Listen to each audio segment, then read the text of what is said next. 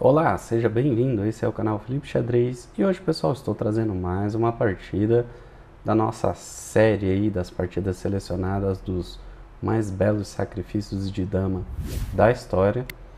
Hoje a gente vai falar sobre ele, o gênio, Paul Morphy, ele mesmo. Paul Morphy aqui nessa partida ele está jogando de brancas contra NN de pretas.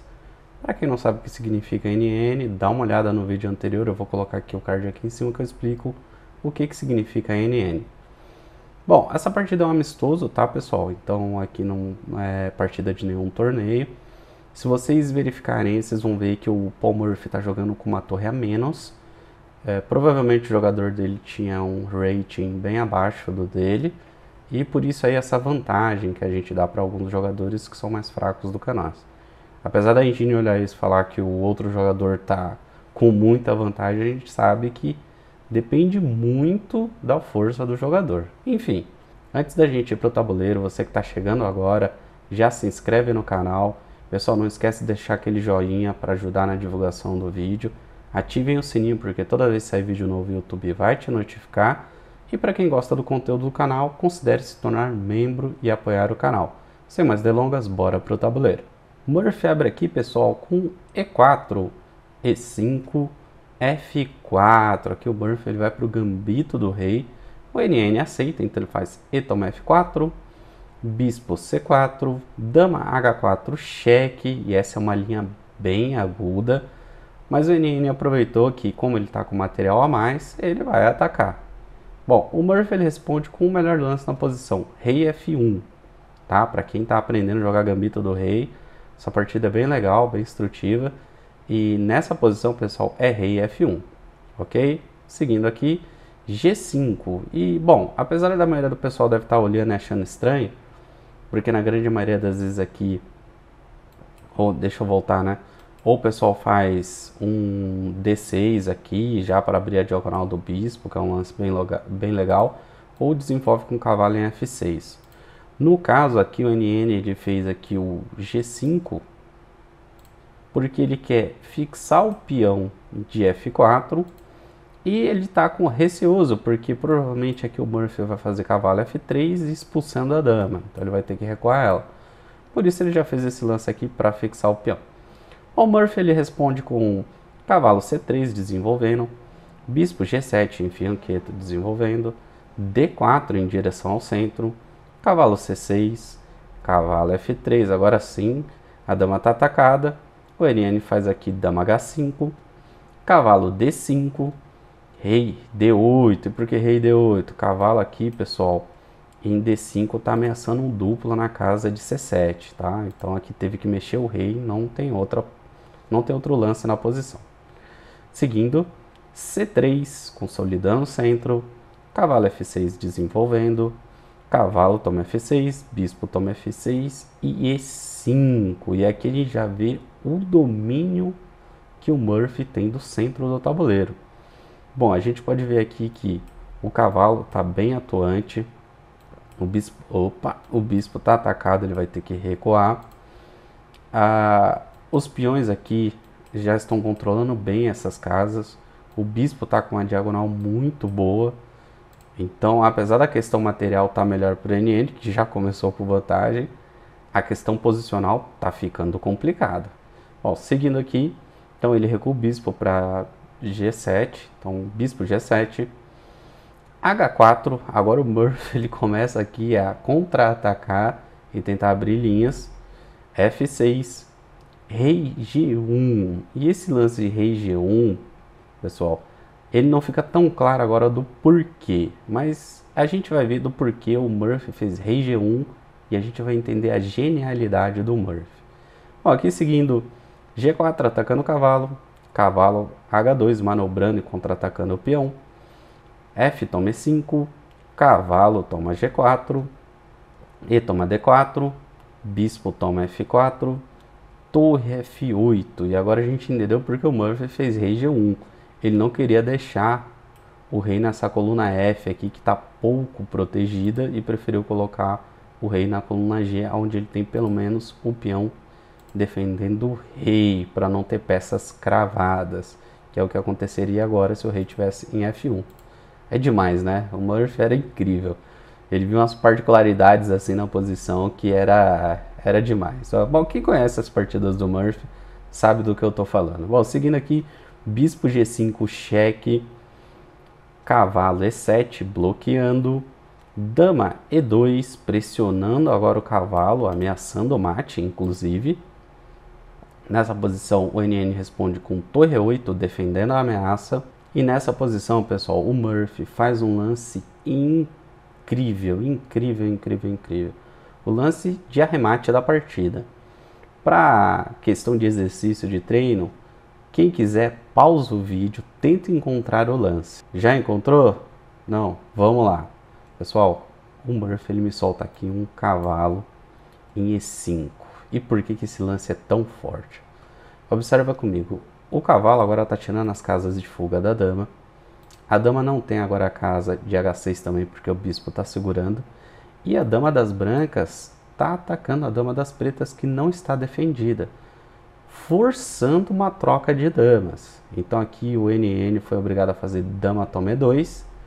E eu te pergunto, você acha que o Murphy recuperou a peça? Você acha que o Murphy recuperou a dama? Não foi uma troca que ele ofereceu, foi um sacrifício. Por isso que essa partida aqui entra na lista dos mais belos sacrifícios de dama da história. Pessoal, aqui o Murphy ele finaliza simplesmente com, eu acredito que vocês já viram, cavalo F7 mate. Incrivelmente, o NN fez uma fortaleza e o Murphy deu mate de cavalo, sacrificando a dama num gambito de rei maravilhoso. Bom, pessoal, aonde foi que o NN errou aqui, né? Você pode estar perguntando, pô, Felipe, onde é que foi que ele errou aqui? Onde foi que ele perdeu a mão? Eu vou mostrar, mas antes vamos dar uma olhadinha aqui no relatório do chess.com. Olha a precisão do Murphy, pessoal, 82.6 e o NN 59.4. É uma precisão muito baixa. E o gráfico ele é engraçado, porque toda essa parte que a gente vê aqui que as pretas começam ganhas, é porque o computador, por ver que as brancas estão jogando com uma torre a menos, dá 6 pontos e pouquinho de vantagem para as pretas. Então, na opinião do computador, pretas estão ganhando. Porém, a gente sabe que quando dois jogadores se enfrentam, aí não é questão de máquina, é uma questão humana. E o NN cometeu um erro, onde deixou a partida ganha para o Murphy, né? Que foi aqui quase 6,3 pontos de vantagem que a gente dá. Ele cometeu um erro e aí o Murphy ficou ganho, né? Mesmo com a torre a menos. Aí depois disso aqui ele cometeu um último erro, que aí deu mate em 1. Foi aquela troca lá de damas, que não era uma troca, era um sacrifício. Vamos voltar agora no tabuleiro, pessoal, para a gente pontuar esses dois lances aí. E é claro que não vou deixar de comentar, o Murphy não cometeu nenhuma imprecisão, nenhum erro, nenhuma gafe, nenhuma vitória perdida, né? Ele não cometeu nada, nada, nada, zero. Agora vamos para o tabuleiro para a gente ver esse lance. Os dois, na verdade. Pessoal, aqui a gente está indo para o 18º lance. Depois de dama E2, ameaçando o mate, com apoio do bispo, que a gente viu aqui, capturando o cavalo na casa de E7, o NN fez torre 8, e este foi o erro que deu a vitória para o Murphy, porque possibilitou o lance cavalo aqui em E5 e forçou a troca das damas com cavalo em F7 mate, porque a dama é a única peça que está segurando a casa aqui de F7. Então, voltando, qual seria o melhor lance aqui para o NN? Onde ele estaria ganho se ele tivesse feito? Pessoal, era ter voltado a dama aqui para casa de E8. Tá? Se tivesse feito isso aqui, não tem lance de cavalo, tá? Não tem troca de damas forçadas, né? Na verdade, sacrifício, porque foi um sacrifício. Aqui o jogo que segue, e não tem um ataque na posição muito promissor para as brancas, que nem, por exemplo, vai fazer o que aqui? Vai tomar o cavalo de dama? Dama recaptura. Se bispo toma, rei toma. Vai ficar mal aqui para as brancas. Lembrando que as brancas têm uma torre a menos na posição. Como não tem nenhuma linha de ataque muito promissora aqui, o melhor que as brancas poderiam fazer é C toma D4, por exemplo. Depois de D5, abrindo o bispo para jogar. Bispo B3, recuando, que estava atacado. Bispo toma D4, cheque. Rei H2. Bispo toma G4, dama toma G4, um bispo F6 aqui forçando troca de peças.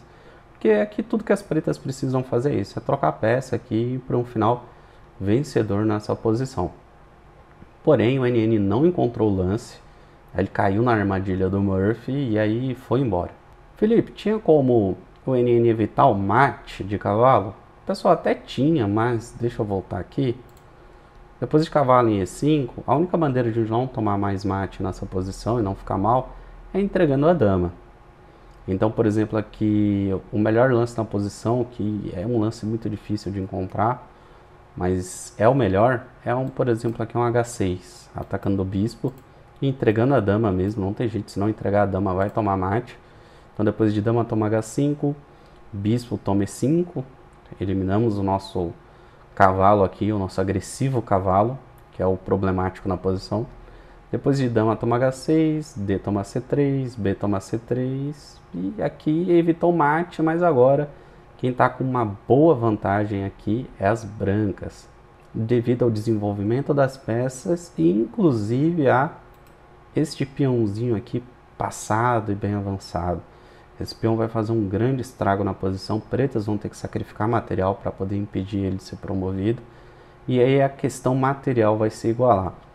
Bom, fora que agora as brancas têm aqui a dama e as pretas vão ter mais a dama no tabuleiro. Enfim, aqui para as brancas tá ganho. Pessoal, esse foi o vídeo de hoje. Espero que vocês tenham gostado desse sacrifício aqui, essa combinação tática maravilhosa do Murphy. Ele jogava demais. As combinações do Murphy eram incríveis. Eu desejo a todos vocês bastante rate, uma ótima semana e a gente se vê no próximo vídeo. Valeu!